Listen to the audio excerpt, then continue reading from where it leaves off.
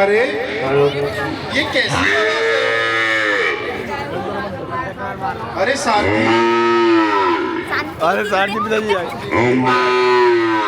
अरे देखिए, ये कैसी आवाज़ है? जी महाराज, अपने बाड़े में पशुओं की आवाज है। पशुओं की आवाज़? जी ये कैसे हो सकता है? हमें विस्तार में बताइए। जी, आपके विवाह के लिए यहाँ पे पशु आए हैं वध करने के लिए। जो बाहर से राजा महाराजा आएंगे उनके आहार के लिए यह पशु यहाँ बांधे हुए हैं।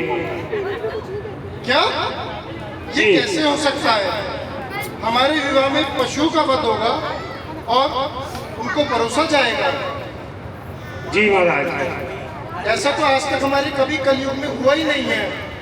नहीं, अगर ये सब हुआ तो हमें विवाह नहीं करना है, हमें विवाह नहीं करना है। जी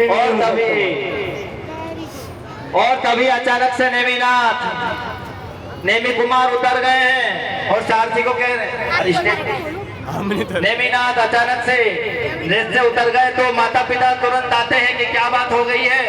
और अचानक से ये कैसा शुभ समय था और अचानक से कैसे परिवर्तित हो गया, और तुरंत आते हैं और बात करते हैं। हे पुत्र, ये क्या हुआ? क्या हुई? तुम कहाँ जा रहे हो? मुझे ऐसा लगता है कि यहाँ पर एक माया रची गई है। यहाँ पर किसी पशुओं का वध नहीं किया जा रहा है। तुम विवाह के लिए चलो। अरे पुत्र, तुम चलो यहाँ से, विवाह करो। सभी पशुओं को बंधन मुक्त कर दिया गया है। हे पिता, हे माता जी, मुझे क्षमा करें। ये संसार ही छल है, ये संसार ही क्षण भंगुर है।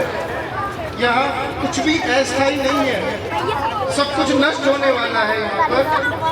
मुझे विवाह नहीं करना है, मुझे विवाह में कोई रुचि नहीं है। अगर मेरे विवाह में पशुओं का वध होगा तो मुझे विवाह नहीं करना है। मुझे अगर विवाह करना ही है तो मैं मोक्ष लक्ष्मी से ही विवाह करूंगा और मुझे इस संसार में भी नहीं रहना है। बहुत जोरदार तालियां। नेमी कुमार को माता पिता बहुत समझा रहे हैं। सारथी ने भी समझाया, माता पिता ने भी समझाया, लेकिन ये नहीं माने और बोले अब मुझे विवाह नहीं करना है। गो पशुओं की माया थी, कृष्ण इस योजना में वो सफल रहे। उन्हें पता ही था कि ऐसा होना है कि नेमी कुमार वैसे भी उनके मन में विवाह की रुचि थी नहीं, और ये हल्का सा निमित्त पाकर के उनका मन वैराग्य की तरफ बहुत ही मजबूती से हो गया। और तभी स्वर्ग से लोकांतिक देव आ जाते हैं भगवान का दीक्षा कल्याण मनाने के लिए। स्वर्ग से जो कि ब्रह्मचारी देव होते हैं और सिर्फ भगवान के दीक्षा कल्याणक महोत्सव में ही पधारते हैं और भगवान को उद्बोधन देने के लिए। अब देखें तुरंत कैसे दृश्य बदल चुका है। विवाह का दृश्य अभी दीक्षा में परिवर्तन होने वाला है और स्वर्गों से देव आ गए। माता पिता और पूरा परिवार देखता रह गया कि ये क्या से क्या हो गया है। अब कुछ नहीं हो सकता। अब उन्होंने ठान ली है नेमी कुमार ने। अब उनकी समझाने की बात सारी समाप्त हुई और देवता पहुंच चुके हैं।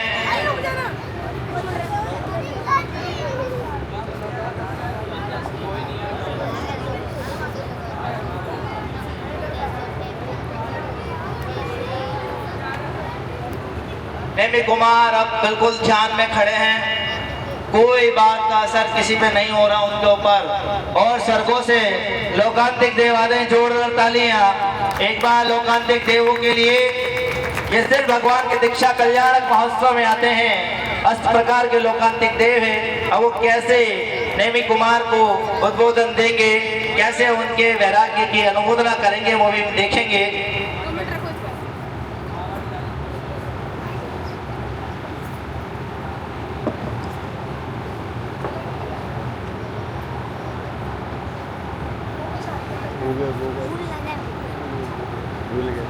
जय हो, जय हो, जय हो।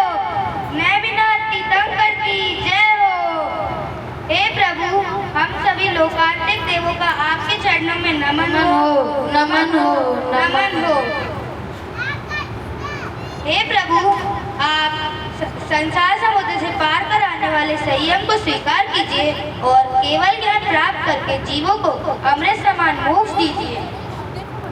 हे प्रभु, आप स्वयं में ही ज्ञान का भंडार हैं, इसीलिए मोक्ष सुख को प्राप्त करके भव्य जीवों का कल्याण कीजिए। बहुत सुंदर।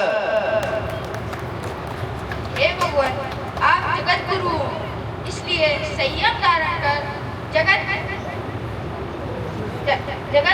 उपाधि प्राप्त करें।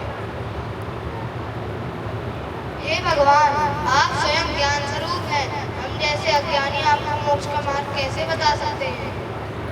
हे जगत गुरु, आप स्वयं एक केवल ज्ञान को प्राप्त कर हमें उपदेश देंगे, इसलिए हम आपकी शरण में अपने वैराग्य को दृढ़ करने आए हैं। हे भगवान, इस संसार में सच्चा सुख कहीं भी नहीं है, सुख वही है जिसे मन में मान लिया जाए। हे प्रभु, संसार में ऐसा कौन सा उपदेश है जो सूर्य को प्रकाश कर सके? उसी प्रकार आपके समान ज्ञानी को कौन उपदेश दे सकता है? इसलिए हम आपके शरण में अपने वैराग्य को दृढ़ करने आए। परंतु नाथ, आपकी सेवा करना तो हमारा कर्तव्य है, क्या हमें उसे पूरा नहीं करना चाहिए? और लोकांतिक देवों ने स्तुति करी भावी तीर्थंकर की और उनके दृढ़ वैराग्य की बहुत अनुमोदना करी, क्योंकि उन्हीं के आने वाले तीर्थंकर का समोषण होगा और लोकांतिक देव अपने पुण्य की अनुमोदना करके मोक्ष मार्ग को प्रशस्त करने वाले हैं। और इसी तरीके से नेमिनाथ को वैराग्य हो गया और वो गिरनार की तरफ चले गए। जोरदार तालियां इस वैराग्य के लिए।